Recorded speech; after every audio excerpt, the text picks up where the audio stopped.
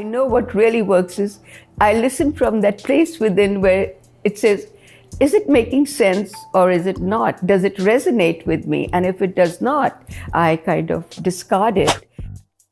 Whatever happens, it'll be accompanied with a sense of joy and excitement. If that is missing, then I know I'm off track. My biggest ways of functioning has been listening to my inner guidance or my inner knowing. And while I'm just standing there, what flashed through my mind was, but you will be dead tomorrow.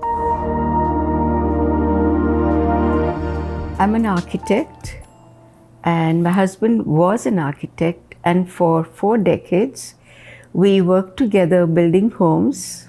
4 years ago, he passed away. And now I'm in the process of redesigning my life as my younger son has taken over the work and is doing most of it.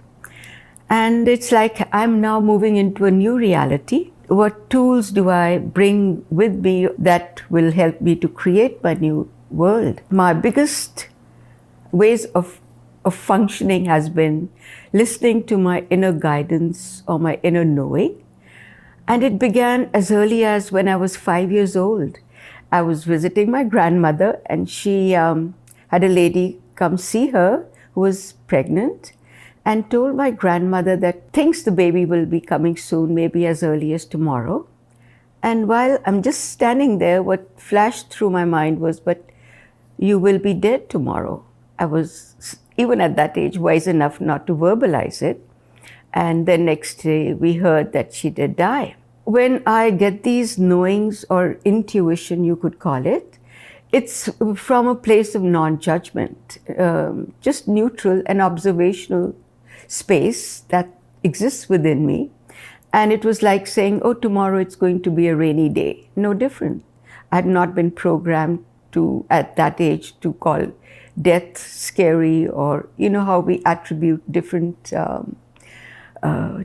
phases, how we're supposed to react to occasions. I would like to add this skill or ability, or even this habit of not letting outside, I would call it programming, distract me from my inner knowing.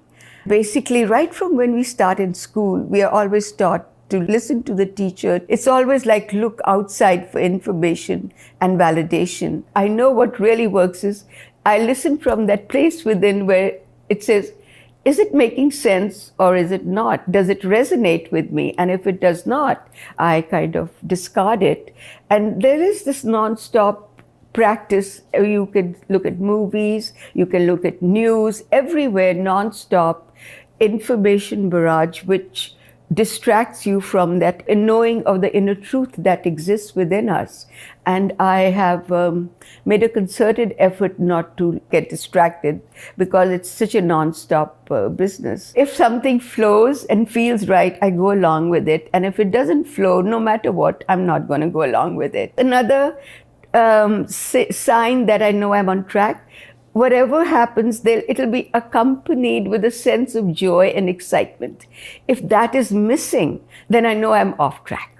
But if that sense of, just a flow, I go along with it. The other things that I learned was that to be very cognizant and aware of your thoughts. The thoughts then translate into actions, which then have consequences. And then you are going to be benefiting or suffering because of that, which also then means that you are responsible for what you're going to be experiencing. I was in college. I had, like all girls, had boyfriends, so on. But there was no urge to marry that person.